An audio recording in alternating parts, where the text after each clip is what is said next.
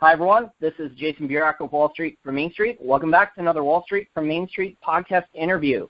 Today's special guest is a returning guest. He is one of the best experts in the alternative media about covering gold, silver, oil, primary gold and silver miners, which he specializes in. I think he's one of the best on the planet, and oil producers. He also specializes in energy return on energy invested, or EROEI. He runs the SRS Rocker Report. Steve St. Angelo, thank you for joining me again. Yeah, Jason, it's great to be here. It's been a while, and there's a lot going on, and there's a lot of very interesting stuff to talk about. Exactly, Steve. There are so many things that have come out in the oil market in just the last couple of months, things that people like you, me, Chris Martinson, Matt Simmons, so many other oil and energy experts have suspected, and we finally gotten some of that news with when the Saudi Aramco tried to sell billions of dollars in bonds, and we found out some actual details about Ghawar. So before we start our conversation about the state of the oil market, we're recording this on Friday, April 19th, 2019. WTI crude price has rallied. It's at $64.07. Brent crude is at almost $72 at $71.97. So how would you describe the state of the oil market here with supply and demand? Well, right now there seems to be a little bit more. There seems to be a little bit more supply than demand, according to Art Berman, but it's not much. It's not much. It's not like what it was at the end of 2014 and then in 15 and 16. But I think the issue is the oil price. It fell to a low on the beginning of the year. Now, it was at a high in October last year, and then it fell with the markets, especially in December. I mean, I think back in oil, it got down below $20 a barrel. It was really low. I think I even saw $11 for the Williston light sweet crude on the oil price website, and then now it's recovered and it's gone up with the market. And so right now, the interesting thing is with that happening, Jason, the shale companies still aren't making money, and so I think right now the oil price is going up. It's hit a resistance at about 64.75. There's a pretty good resistance there, and it's been bouncing off that for the last week. And it'll be interesting to see if it pops above that. It probably will. It depends on the overall markets. So the oil price is moving up with the markets, and I think when the markets start to roll over, when fundamentals finally kick in, as we've been seeing fundamentals in the global economies rolling over, then we're going to start to see the price start to retrace and head lower.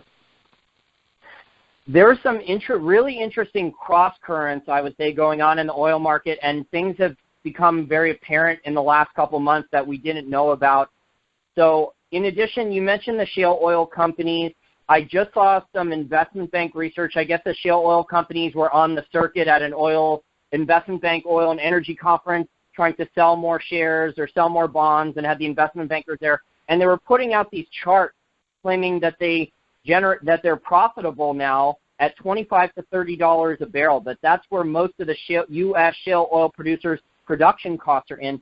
But Steve, when I speak to people who are more honest and objective about shale oil producers, and our listeners can go back through the conference calls and the financials that have been released from the shale oil producers, and they've been claiming that they're going to be profitable every year for the last decade or so, and the results are very, very different than what they have claimed with profitability and free cash flow then on their conference calls and these production cost numbers that they're putting out. Exactly, and this is probably there's two major factors that the directors or the management or the investor relations department, two big factors that they have not truly, let's say, expressed to the investors. And one is the rapid decline rate.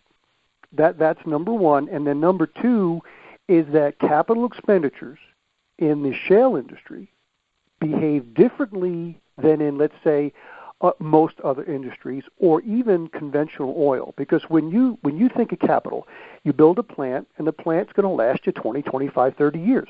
So that is a capital expenditure, and then you depreciate it over a period of that time. Now with shale, or compared to conventional oil wells, when you did a capital expenditure, let's say $10 million, that was over a long period of time. It took a long time for that well to decline.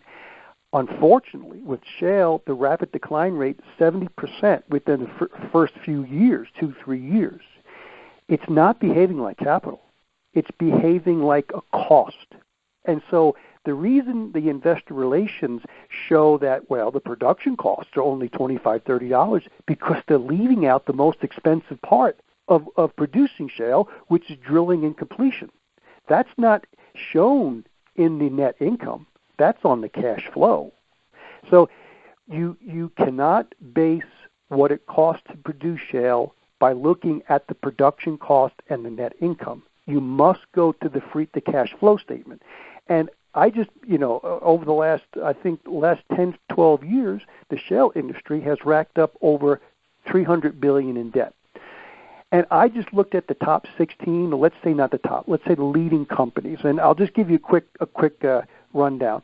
And that is Anadarko, Devon, Chesapeake, Apache, Marathon, Occidental, Hess, Continental, EOG, EQ2, Murphy, Pioneer, Whiting, Oasis, Concho, and Sanchez. And we'll get to Sanchez in a minute. Those 16 companies have $92 billion in debt, and they paid $5 billion in interest expense just to service that debt. And so over the last 10 years, because shale wasn't profitable, they had to increase the debt. And so this is the major issue now, is that, yes, sometimes you'll see net incomes that are positive. They show a nice net income, and they keep pushing the low production cost, but that doesn't matter. What matters is what the capital expenditures are, because that's where the real cost to produce shale is. And most investors still don't understand that, Jason. Yeah, I totally agree. And actually, the investor appetite for equity for shale companies and for junk bonds for shale companies, and this is a game that Wall Street and private equity have been playing since 2007-8, when those fracking books came out talking about the boom and the shale boom, is that there was an enormous appetite because the central banks manipulated interest rates down so far after the 2008 financial crisis. And so these shale companies were floating, high-yield junk bond debt, and the appetite for this debt now is gone. And I've heard stories, whether it's Bethany McLean, I think her new book out, she's written articles about this. She was, for our listeners who are not familiar with her, she was an investigative journalist who uncovered a lot of the fraud at Enron. So she has a really good track record of uncovering a lot of financial fraud, and she just put out a new audiobook in the last year or so about the shale boom and bust. Chris Martinson just interviewed her in the last couple months as well. And it sounds like, Steve, that private equity is now trapped. So they were playing the game very similar to how the angel investors and the venture capitalists play with a lot of these Silicon Valley tech stocks, right, that are revenue only, never will almost never be profitable, no consistent free cash flow. And then the goal of that is to keep raising capital at higher and higher valuations, and then eventually you dump those shares in an IPO onto the public markets to a pension fund or a mutual fund or something like that. Well, it seems that the appetite for the equity and the junk bond debt for shale has evaporated now after 10 years of enormous demand. Oh, that's right, Jason, and it's even worse than that because Bethany, she puts out a lot of good information, and she shows all the negative implications that are happening with shale. But towards the end of her interview, she talks about, we really don't know the future, and it's been surprising how long this has gone on, and who knows how much longer it can go on. And the thing is, I think the issue is that the shale industry is in big trouble, and because it's due to the rapid decline rate. And I mentioned in the pre-interview, Whiting Petroleum and Oasis has been under investigation now by a class action lawsuit by the former Louisiana Attorney General. And so that came out just earlier last month. And so now there is lawsuits looking at whether the management and directors weren't, let's say, doing their fiduciary responsibility in making the investor understand about the rapid decline rate. Let me give you an example. Whiting Petroleum, that's the one that's listed in this lawsuit or investigation. Now, in 2018, they spent $814 million on drilling and completion costs. Their change in production from 2000 to 2017 to the end of 2018, they added 1.9. They added 1,900 additional barrels of oil. They grew about 2,000 additional barrels of oil by spending $814 million, which means 98.5% of that $814 million was just to offset the decline. So this is exactly what's happening in the shale industry. It's a disaster. And then I mentioned Sanchez, and actually there's so many companies I didn't realize how bad this was. Sanchez Energy. Do you know it was trading at $35 a share in 2015. It's on the pink sheets now. It's 17 cents a share. It was just downgraded to a pink sheet in March. 17 cents a share. Get this, Jason. Sanchez's total market cap is $17 million. What is its long-term debt? $2.4 billion. What did they pay in interest expense? $178 million. So they paid 10 times the amount of interest expense last year than what their market cap is. So when I'm going to write an article, and it's going to be a new article, there's several articles that will be coming out, but the shape of things to come for shale, we're going to pink sheet stocks. We're going to penny stocks. Pioneer, Concho, Whiting, Oasis, all these companies, I will forecast, are going to become, Sanchez Energy is the poster child of the future of shale. I'm not saying all of them, but a lot of them are going to head into pink sheets or penny stocks. Or, Steve, the CEOs then, to save their own asses so their stock options don't go to zero and they can maybe keep their salaries for a year or two, they will sell out the assets of the company for pennies on the dollar to ExxonMobil or Royal Dutch Shell or Chevron. And so the shareholders of the small companies are not going to get really much, if any, benefit from that because the stock already crashed. But the management teams of the smaller shale producers are still cashing out at a pretty good valuation price. Although I'm sure there's going to be a lot of class action investor lawsuits because the stock price went down. But there was a really good Bloomberg article that came out a couple weeks ago, and I sent it to you a couple days ago. There was an interview from the CEO of Hess Oil, I think John Hess Jr. or something like that. I know his last name's Hess. And he was discussing, you talked about the CapEx, but let's put the CapEx in perspective. So now at this point, because shale, all the easy, low-hanging fruit of shale is basically gone, and yes, some of the production costs have been lowered for shale, but in order to maintain the production at the well, the CapEx is sky high. And the CEO of Hess Oil, he said that it is more than 70% cheaper to get 120,000 barrels per day of oil in deepwater offshore in Western Africa.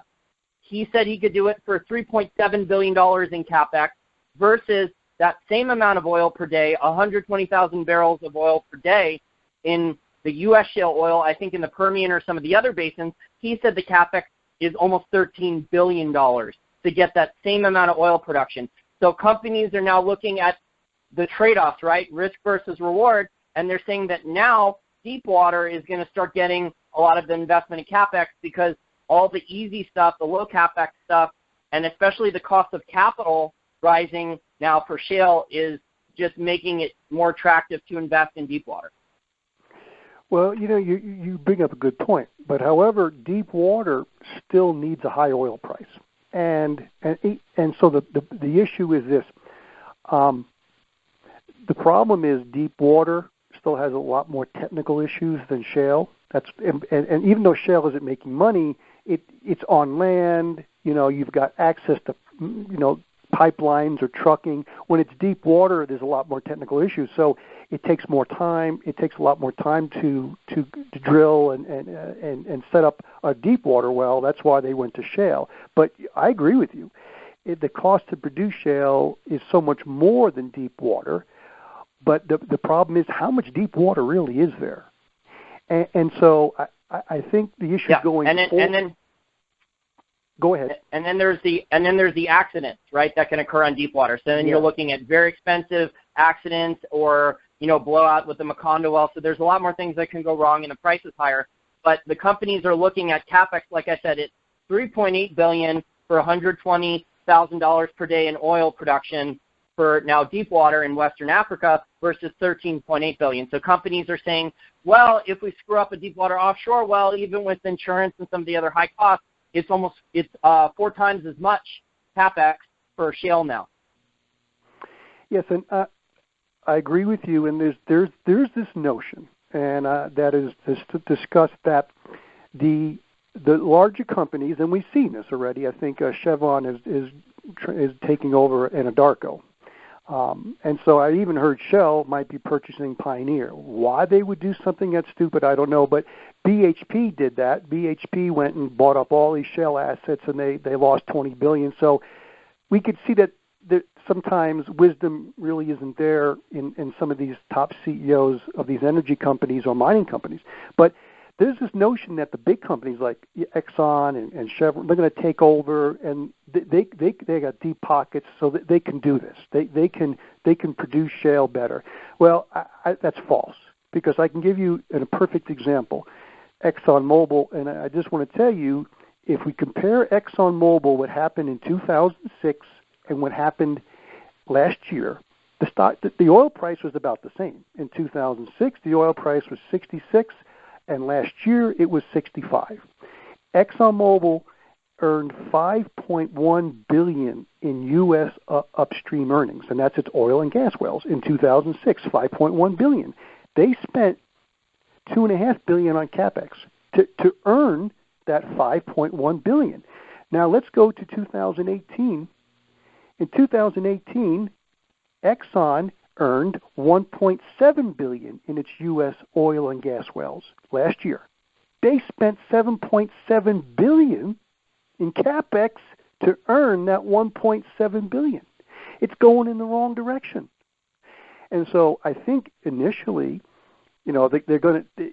There's this kind of grandiose, kind of we can do anything attitude, and because they're the biggest, and they still make money. They're still making money.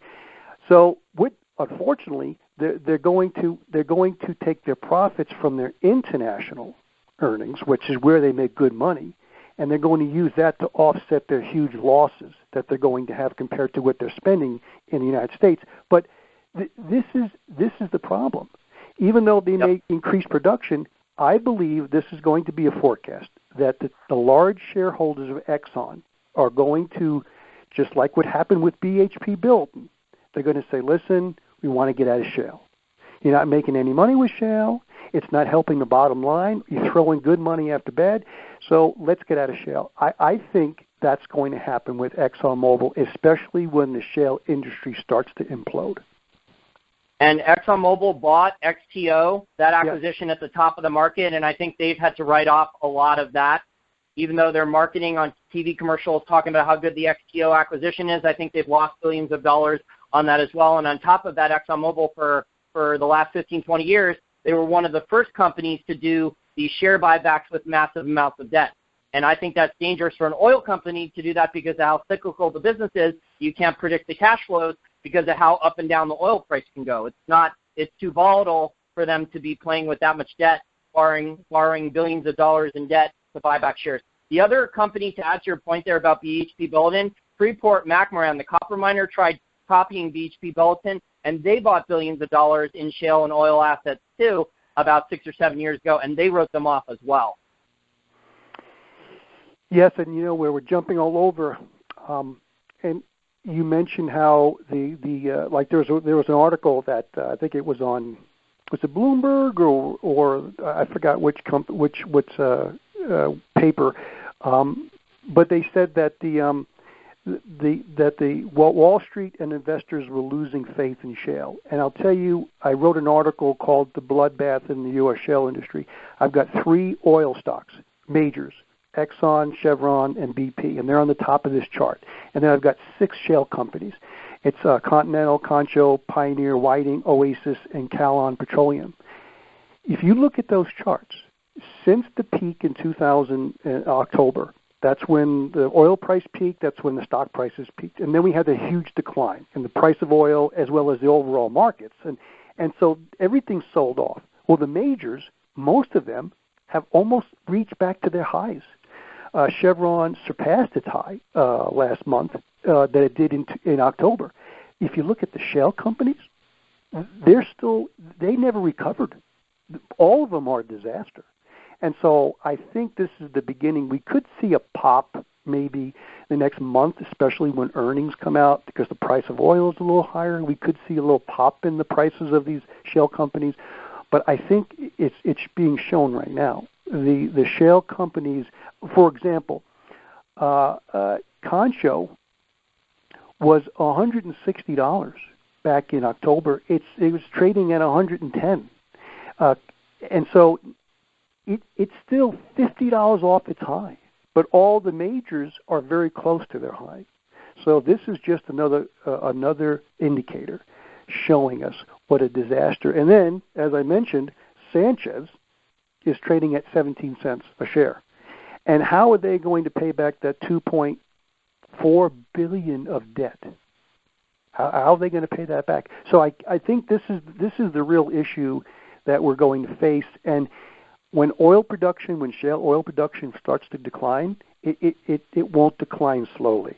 It's going to be like a waterfall decline. And I'm not quite sure when that's going to happen, but when it does, it's going to be a shock to the U.S. economy as well as the global market, because I think China. Oh, did you hear that a lot of the big companies are pulling out of China? They were looking to do shale gas production, the majors like Shell and Exxon and BP. They're pulled out. It's just not economic.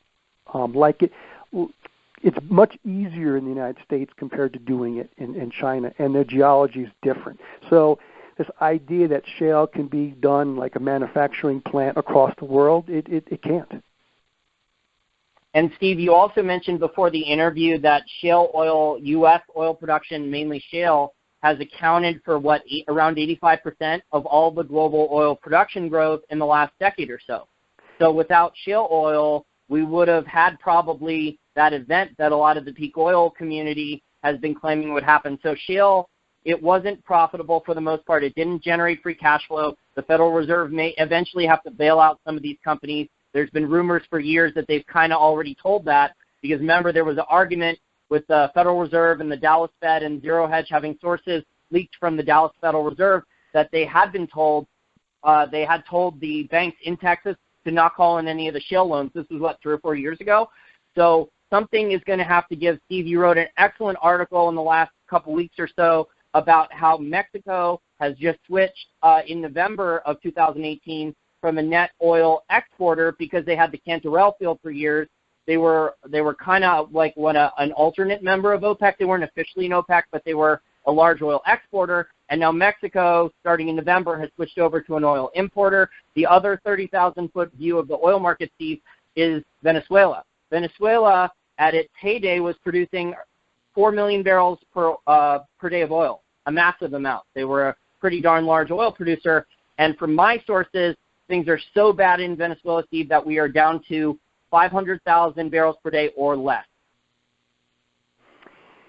Yeah, and a lot of people are going to point to this, like the communist or the socialist government. Chavez was the major issue, was the reason, and it was partially responsible for the decline in oil. But I think the overwhelming factor was that they have heavy oil, and heavy oil isn't really profitable at these prices, and so that's kind of the issue, and so yes, you've got, and then we have, remember, the Arab Spring occurred because Egypt became a net importer of oil.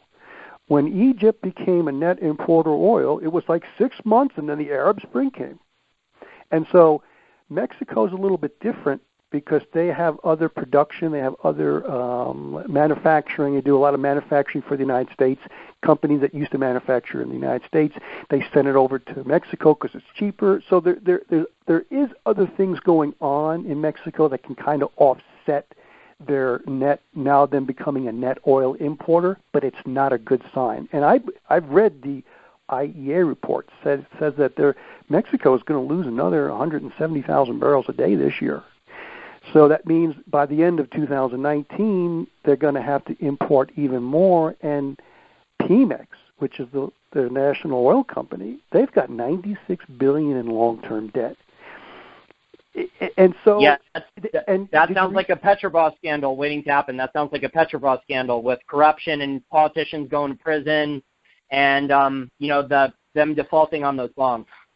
Yeah, I mean, I just read an article that they just got a bailout, $5.7 billion from the government, because they can't get somebody. No one wants to refinance some of this debt, and so they're paying $5 billion a year in interest expense. Now, I told you that the 16 U.S. shale companies combined, not all of them, but 16 of the leading ones, they paid $5 billion in interest expense last year. Pemex paid $5 billion all by itself. So, this is the problem, and it's funny, asset prices can evaporate, but debts remain. It's like, it doesn't matter if you own a home and you paid $300,000 for it, and now you owe, let's say you still owe $280,000 on it. If the price of that house goes to $200,000 because the housing prices collapse, you still owe $280,000 of that house. Debts don't disappear, but asset prices can plummet. Yeah, same thing with cash flow, because especially in the resource business, metals prices or oil and gas prices could fluctuate and be very volatile, and the cash flow you're counting on can drop 20, 30, 40, sometimes even 40% or more, and you're still stuck with that debt.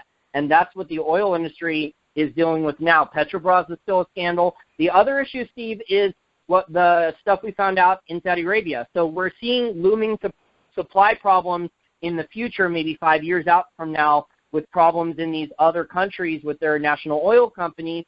Saudi Aramco finally admitted stuff that a lot of people in the peak oil community have thought for a long time, that Ghawar, which was the largest producing oil field, I think, for many, many years, the Saudis, up until this data came out last month, the Saudis were still claiming it was 5 million barrels per day. Now we find out it's been producing 3.8 million barrels per day, and yes, they did add an extra field or two at 1 million barrels per day, but those fields could decline rapidly. Ghawar, we were told, right, would last for many decades longer or 100 years or longer at very high production rates, and we're seeing the reality of the situation is that that's not true. Yes, so there's a double-edged sword, and we have, I believe, the overstating of oil reserves in the Middle East so they can increase their quota of exports, and that happened on many of the Middle Eastern oil countries. So we really don't know what their reserves are, but they're probably a lot less. But the issue is this kind of hidden, what's really hidden behind the scenes, and that's the issue. I think Middle East oil production is going to fall a lot quicker than people realize due to this kind of manipulation of data. And then we have the Middle East oil consumption. You see, everyone thinks, well, what is the Middle East producing? Well, that's fine, but the more important thing is how much are they exporting. And Middle East oil consumption was about 1.3 million barrels a day in 1975. It's now 9.3 million barrels a day. It's increased 8 million barrels in that time frame, and it will continue. And what's fascinating, Jason, during the global crisis in 2008 and 9, when we had the slowdown in the global economy, Middle East oil consumption continued to increase. It increased by 1 million barrels a day from 2007 to 2010. So you think during a global recession, well, Middle East oil consumption will fall. Well, it didn't there. But isn't it subsidized? It's subsidized, right? So that's why, because people aren't paying the market price for that oil, they're getting it really cheap. Well, yes. Well, that's true. And Mexico was doing that up until recently, and then they had to, that's the reason why there was rioting too, because they had to take off that subsidy in Mexico a few years ago. Well, they will continue to do that because they're still exporting a lot of oil, and I believe, according to my data, using the BP 2018 statistical report, that the Middle East is exporting about 22 million barrels a day. But what's interesting, if you go back to 1977, they were exporting 21 million barrels. The consumption is sucked all their increase. And so as time goes on, production will peak and decline, and consumption will continue to increase, or at least remain flat. And so when you add all these together, it's a disaster waiting to happen, because it's not just peak production. It's not just the global peak production, but it's what these countries are consuming. And I don't think many people look at that. I totally agree. And so, if I could summarize the oil market, and I think this is important for our listeners, if you don't want to listen to all the analysis that we've done for the last 30 minutes or so of the oil market, that we have looming supply problems over the next 5 years. We have debt problems with the shale companies, them being able to maintain production. We have enormous problems with production from a lot of the national oil companies outside the United States. The other major issue there's two other major issues. So we have CapEx problems. There's been, in my opinion, over $1 trillion of shortfall in CapEx. If you look at the CapEx cuts, Steve, for replacing economic reserves and maintaining production levels, there's been hundreds of billions of dollars per year in CapEx cuts since the oil price crashed in around 2013 when I was a full-time oil analyst for my day job. The first oil bust, that's when the big CapEx cuts of hundreds of billions of dollars per year started, and a lot of that hasn't really been replaced yet. On top of this, Steve, and this is what's worrying, you mentioned that even in a recession, the demand side for oil, whether it's from the Middle East or Africa or Asia, did not really cut back.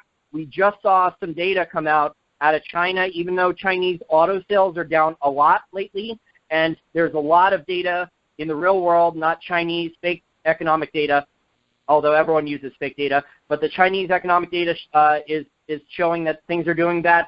But we just saw that over the last 4 years, Chinese oil demand is up 40%. That is astronomical increase in oil demand in only 4 years. Yes. India and China have been really increasing oil consumption, and so their net exports have increased considerably, more than most countries. But there's two things that are going to happen when the economy rolls over, and the global economy will roll over. Even though the stock market is not an indicator of the health of the economy, it no longer is. It's a total speculation. Middle East oil consumption will probably continue to increase, but in the West and in Asia, that's when you could see declines. So people say, well, supply and demand. Part of the oil price is supply and demand. Part of it is, but I think the one factor that isn't included is the thermodynamics of oil depletion, and this is a more detailed thing, but I think the death of the oil industry won't be higher oil prices. It'll be lower oil prices. And so as the oil prices fall due to the collapse of debt, due to the collapse of demand, then the oil price is going to continue to fall. I don't see oil prices going back to $100, $150, $200. I don't think they'll ever get there. In a hyperinflation, they could. In a hyperinflation, everything goes up. But I don't see oil getting back to $120, $150, $200. I don't see that. Steve, I think even if oil does go to $100 a barrel or more and stays there for a little bit, for a couple months, that would basically be like a tax on the real economy. So a lot of people on Main Street and in other parts of the world that are not doing as well financially, that are getting by paycheck to paycheck, don't have a lot of savings. If your gasoline bill just went up like $50, $60, $80 a month, that's going to hit people pretty hard. It's going to start, especially that's just one car, and you have multiple cars. So the higher the oil price goes, it acts as a tax on the real economy. It's like the Federal Reserve increasing interest rates a lot. Eventually that would break something. I did a short video on this about a year and a half ago talking about the Goldilocks oil price, and that if the oil price goes too high, it'll hurt the consumers and crash the economy, and if it goes too low, it'll bankrupt the producers like you're saying. So if the oil price stays like kind of in a sweet spot that's not too high or not too low, it can do okay, but the oil price never really stays in the sweet spot for too long. It's normally a pretty volatile market. Yes, we could get spikes. We could get oil price spikes. I don't, that's possible. But I look at oil prices over an annual basis, and I agree with you. I think the issue is we don't realize that, you see, because when you see a debt, when you see that the Shale company has incurred $300 billion in debt, that's a number. But if that debt represents energy, because the energy return on investment means the economy is energy. I don't care if it's a shoe or if it's a car, it's a house, all that's energy. The energy it took, either labor or production or transportation or manufacture, whatever, to make that car, to make that shoe, to make that house, or all these other thousands and thousands of millions of products. It's all energy. So when you see $300 billion in debt, that means the shale energy burned more energy than it produced. But that energy could be pipe, a lot of pipe, let's say the transportation of water to frack these wells, the sand, all this, and that's energy. Even though it might show up as pipe on the cost statement, that pipe, the value of that pipe, I'd say 95% was from energy in all forms and all stages. You had to mine the steel, you had to transport the steel ore, you had to make a steel pipe. That steel pipe had to be transported so it's all energy. So the shale industry is showing us that it's stealing energy from other, even natural gas and coal, or whatever, to produce that energy. It's not profitable. Let's just forget the money issue. The shale industry isn't energy profitable, so it's basically stealing and hoodwinking and cannibalizing energy from other areas to produce it. This is the end game of the energy return on investment. So I think people don't understand that. They see the dollars, but they don't understand the energy. And if I could add to your points there, Steve, besides energy return on energy invested, which I would consider you an expert in, the shale industry has also misallocated trillions of dollars in capital because it didn't generate free cash flow. It didn't pay dividends to shareholders. It didn't do the things that the management teams at these companies promised shareholders that it would. And that's why it's not getting the capital it used to, because finally after 10 or 11 years of being able to raise almost unlimited capital, people have decided they've gone back and looked through the promises that the management teams have made, and it's more similar to Chesapeake Energy than what the CEOs have actually promised. Now, Steve, transitioning to gold and silver mining, you talk in your excellent articles I've read to you for many years, since before you started doing public interviews and you were posting articles on Financial Sense. You talk about how that the energy is actually stored in gold and silver physical metal when it's mined. So let's talk about the state of the gold and silver mining industry. We're at gold right now at $12.75.50 and silver below $15 at $14.98. We've seen the miners, some of the larger miners, my contacts tell me that basically there is no more cost to cut, and that's why we're seeing kind of these crazy merger and acquisition proposals. Do you think the miners are very close to a very critical point? Are miners out of cost to cut then, in your opinion? Yes, I think so. Because, the price of gold has been in this 1,200 plus or minus range since 2013, 14, right? We've been going up and down. It was in the 1100s, but it was at 13. But it's been in this 1250 range for 5 years, 6 years. And why is that? Well, that's what it costs to produce it. But its cost to produce gold is that its real value. Because some people say, well, you back gold, you back all the dollars with gold, and gold's worth $50,000 an ounce. Well, so the thing is, it's most items, their value is based on their cost of production. However, gold and silver are different because they're money. They don't really store energy. They store economic energy. So if I have a silver coin and it's worth, let's say, $20, let's make an even number, $20. Well, how much labor, energy, or how much labor do I have to do for someone to give me that silver coin? Because you see, that silver coin took a lot of labor and capital and energy to produce it. So it's storing that economic energy. A dollar bill doesn't do that. A dollar bill is worth about 15 cents. That's what it costs to produce it, and it's a piece of paper. It doesn't have any intrinsic value. A gold and silver coin, they do. And so the thing is, this is the reason why I've always been a big believer in owning gold and silver, because most assets today, which 99% of the market is stocks, bonds, and real estate, they don't store economic energy. So they're based upon future earnings, which is a net present value, like a stock price of IBM. It's based upon earnings, price to earnings, and earnings in the future. What happens when earnings fall? Well, the stock price collapses. So I call most assets which are under the umbrella of stocks, bonds, and real estate as energy IOUs. You have to burn even more energy in the future to give those value. With gold and silver, the energy was already burned in the past to produce that gold and silver coin, so it's kind of saving that economic energy. So it's not an IOU; it's actually a capital. It's an energy economic energy savings, where most stocks, bonds, and real estate are IOUs for energy, and people don't get that. And let me give you a quick example how the energy return on investment has changed in mining. I did this article on gold. Homestake, which was the U.S.'s largest gold mine, back during the heyday in 1978-79, during the peak years of the gold price, Homestake, in those 2 years, 78-79, they had $408 million in revenues. Their capital expenditures was $26 million.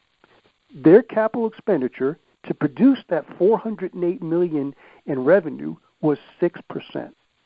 Let's fast forward to the peak of the top three gold miners during the heyday of 2011-12, when the gold price peaked.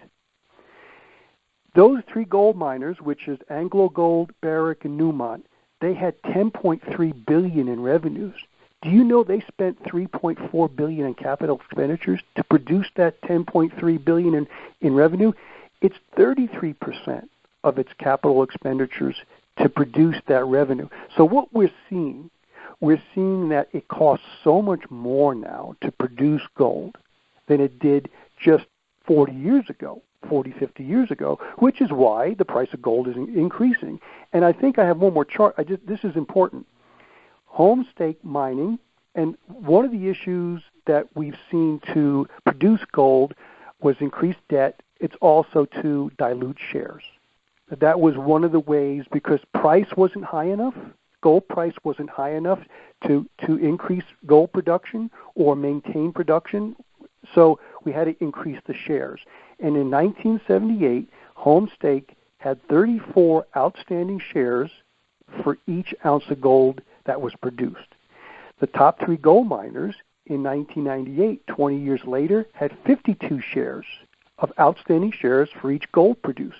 In 2008, it jumped to 87 shares for each ounce of gold. And in 2018, it doubled almost to 163 shares to produce each ounce of gold. And now some people say, well, you can't really compare shares to ounces of gold. It's a metric to show you that gold is very expensive to produce. The price hasn't been high enough to produce the gold correctly, so they've had the gold mining companies had to use creative ways to keep production growing or to offset declines, and that part of it was share dilution. And unfortunately, the investors had to pay for that. Those are some great points for our listeners. The other major thing, if I could add, is grade. So the reason that if CapEx was higher but grades were pretty good, it would offset it. Grades have also collapsed. So during that same time frame, like you said, with Homestake mining during the last gold bull market, in the late 70s and early 80s before Paul Volcker raised interest rates high enough, I think the average gold mine had 20 to 40 grams per ton gold. Nowadays, if you find a gold mine like that, it's rare. It's like Fosterville, Kirkland Lake, and that initially was not a high-grade gold mine.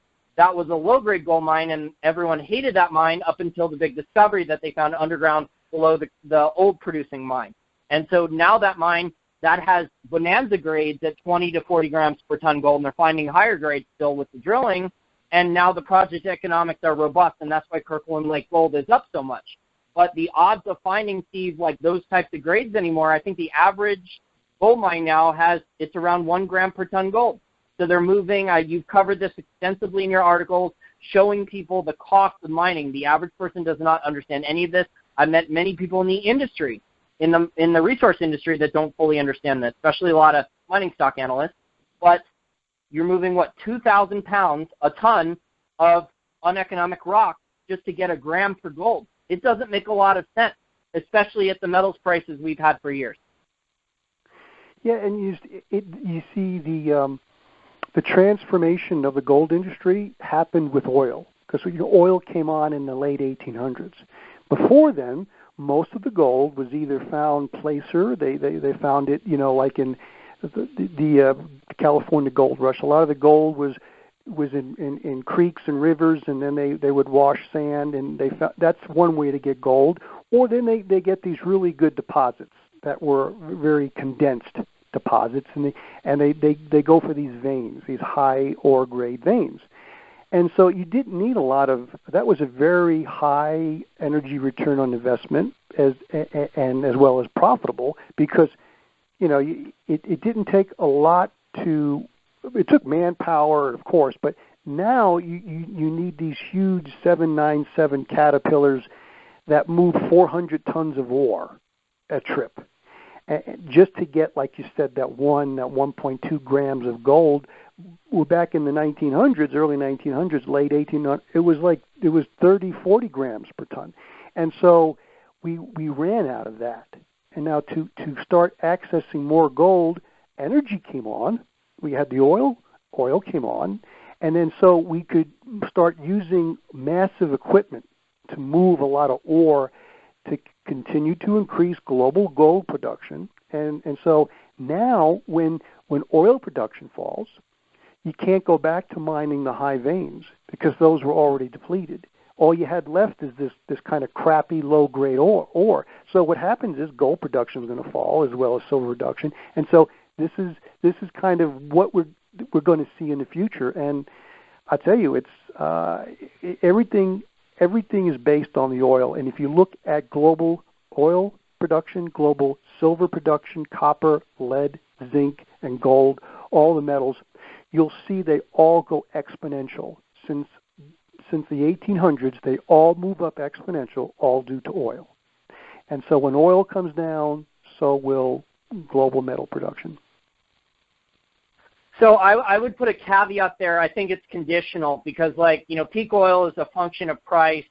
I think peak gold, which is what a lot of people in the industry are saying, is a function of price. If the gold price were to go to $1,600 or higher, I think there would be the opportunity to start bringing online a lot of higher cost marginal gold mines. So it's a function of price. Now, these are not going to be cheap gold mines, but at $1,600 an ounce gold, $1,800, $2,000 an ounce gold, it becomes economic to start bringing on a lot more mines. But these are not going to be cheap mines to build, and they're not going to be cheap costs. But, Steve, one thing I've been noticing, and this has been going on for a while, I don't want to pick on Barrick Gold too much because I think this is still an industry problem, but I did a video on Barrick Gold about 6 to 8 months ago checking through their claimed all-in sustaining costs, or AISC, versus their financial statements. And they were claiming that their all-in sustaining costs were around $800 an ounce, and yet over the quarters I looked at their financial statements, they didn't match. So I concluded that they were understating their costs by 20 to 30%. Would you still say that the industry is still drastically understating their costs then, the real cost of mining? Yeah, because as I mentioned, similar to shale, but not as bad, the gold industry now has to spend a lot more CapEx to produce gold. So some of the CapEx now really should be cost. And I think I think the issue is that I don't look at the all-in sustaining costs. I don't look at that anymore. So I go to the cash flow. That to me, and it's not 100%, but it gives us a better idea because it's so capital intensive now to produce gold. And I looked at the top 7. Last year, 2018, Newmont was on top. If you look at Newmont, Barrick, and Anglo Gold, their combined free cash flow, get this, was $1.36 billion. So they had positive. Newmont was way ahead. It was like almost $800 million. Barrick 365 and Anglo Gold 205. So that was their free cash flow. So it shows that the gold mining industry is doing pretty good. But let's look at the other 4: Goldcorp, Kinross, Gold Fields, and Agnico Eagle. Their cash flow was a negative $1.38 billion. So you had the top 3 making money, making positive free cash flow. Then you had the 4 small top gold miners, but they were the 4 smaller ones. So it was a net wash. So even though Newmont, Barrick, and Anglo Gold produced a lot more gold than the other 4, as a whole, their free cash flow was negative $20 million, even though the top 3 had $1.36 billion in pot. So I found that interesting. Matter of fact, I did that research this morning before our interview. So I thought all the gold miners were doing better than the primary silver miners, and we can get into the primary silver miners. But yes, and I'm not quite sure. I was trying to look really quickly, but do you remember what Barrick, what their gold revenue was, or what their revenues were for 2018? Sorry, not offhand, but I know they were understating their cost, and it just really bothers me. So I'll admit that the all-in sustaining cost metric is way, way better than the cash cost. The cash costs that the miners used to put out for a very long time were a total joke, and they were meant to fool investors. And in fact, not only they backfired, they had unintended consequences, because then governments in other countries that had a mine would look at the company's investor presentation, see the cash cost, and say, this mine is very profitable, and then they would put higher taxes on the miner. So the miners were not really helping themselves. Maybe to sell shares they were, to fool shareholders and dilute shares and sell more shares. They were fooling people that way, the cash cost, but they were also paying higher taxes if they had a mine in another country, lying about the cash cost. You're right, the shale industry is in that situation. Sorry, I went a little off tangent, but the primary silver miners, Steve, one of my contacts said that when silver was around 14, that no primary silver miner on planet Earth was making money because he was looking for deals. And he was looking at the economics of the mines, and it just was, they were so bad. And so now we have, you've covered this with your articles, right? Fresnillo now has more annual revenue in gold. Hecla Mining has bought in the last 5 or 6 years, I think 5 producing gold mines, and they've been investing a lot of their capex into their gold mines. Coeur d'Alene has been adding gold mines. So a lot of the primary silver miners, Steve, seem to be not focusing on silver right now. They may own a couple silver mines, but they're not really focusing on them anymore. They're not getting the investment dollars. It's the gold mines that have the better margins. So if a company owns a gold mine and a silver mine or a couple of each, it's the gold mines that are getting the investments right now. Yes, and before we get into that, while you were talking, I did a quick calculation. Barrick made $365 million in positive free cash flow. That was based on like $7.2 billion in revenues. I look at that. That's how I do my math. That's a 5%. Their free cash flow on their revenues was about 5%. What is that? If you base on a $1,300 price of gold, it cost them about between $1,230 to $1,240 to produce a $1,300 ounce. Seriously, because that's where the real cost is. Now, that's around what I had. Yeah. Interesting. I looked at the primary silver miners, and Fresnillo had $80 million in negative free cash flow last year. The only company that had positive was Pan American. There was $3 million. Everybody else, Core, Hecla, First Majestic, Andover, and Fortuna, and those were kind of the top. Now, I did look at Buenaventure, and Hochschild. They're out of Peru. They actually had some pretty good positive free cash flow. It was kind of odd. I think I haven't done the research. I think it maybe might have to do something with their foreign exchange, but I don't know why they're so profitable, because Hochschild's a primary silver miner. But anyhow, if you add up all the cash flow of all these top primary silver miners, $238 million negative last year. The only one that made positive was Pan America at 3.1, and that's basically breaking even. So as a whole, the primary silver mining industry, even though Fresnillo does spend more money now on gold and they make more money on gold, but they still produce the most silver. They lost a lot. They lost a lot of money last year, and most of it I noticed was in the last quarter, 2 quarters, because the price fell, and so I don't see where else they can cut. And you're right, this is going to be an issue. And I think you brought up the problem is going to be when oil production falls.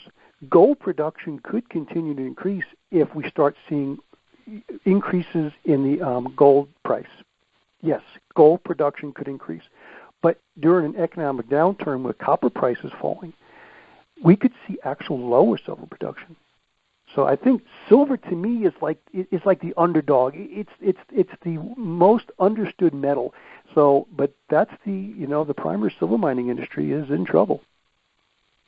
Yeah, I totally agree. And we're basically, in my opinion, we need the copper price to crash. Like it did crash about 12 months ago, and it was down at $2.60 a pound for a little while. Today it's back up after a rally the last 4 or 5 months to $2.93 a pound.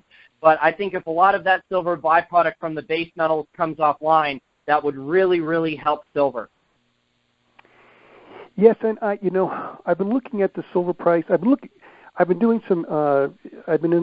the day trading markets and the insanity going on there, and people, there's a lot of frustration in the precious metals because they've been really nowhere in the last 5 years, and so everybody's in the casino, in the stock market casino, especially like Disney. Disney's price went up $16 in a day, just because it's going to start competing with Netflix and offering a cheaper streaming content. Well, what they didn't tell the investors, Disney's not going to make any money for 5 years.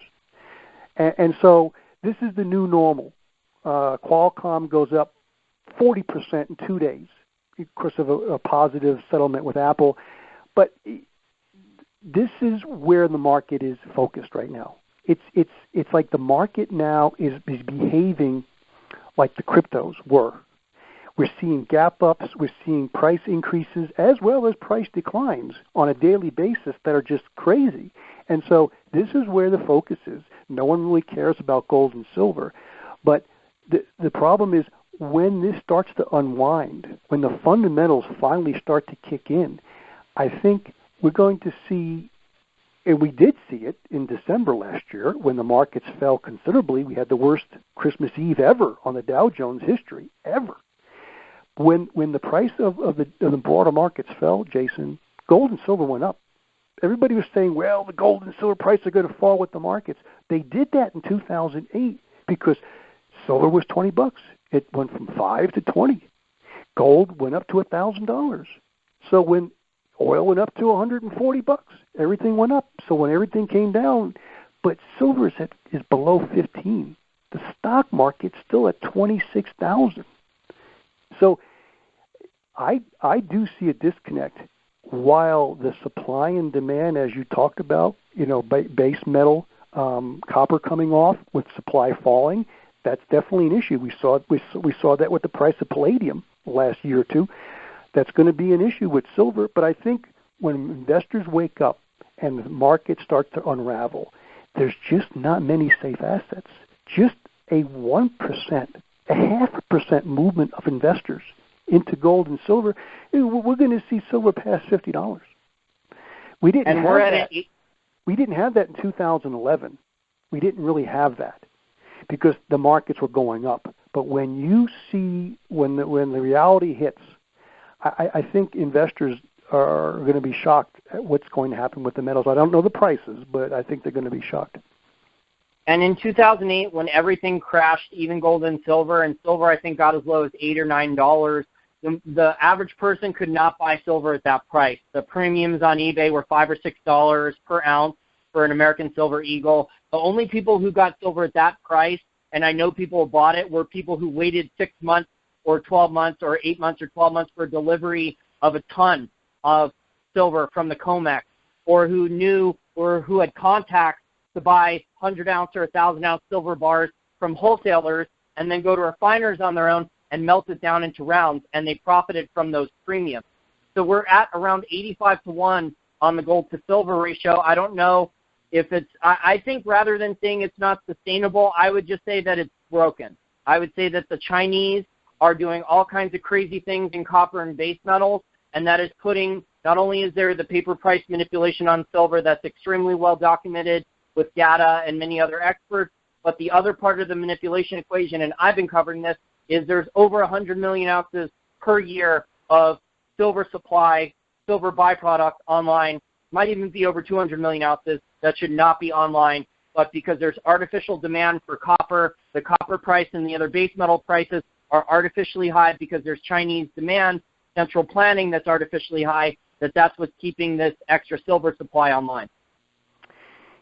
Yes, and you know what's interesting about the precious metal demand, physical precious metal demand, and you know what was fascinating, I thought I put an article out about it, just my recent article, that GFMS forecasted back in November. They do a forecast for 2018. They said that silver bar and coin demand was going to fall 12%, from like 150 to 125. When they released their World Silver Survey just about a week ago, I was surprised. It didn't fall. It went up 100 to 181 million, and the majority of that increase was Indian buying. And this is a fascinating a part of the silver market. When the price goes up, the West buys. When the price goes down, the East, the Indians buy. And so, so you think, well, if the price falls, because we're so used to hearing the West, the alt media. The U.S. Silver Eagles, which was interesting. U.S. Silver Eagle sales in 2018 were less than Canadian maples.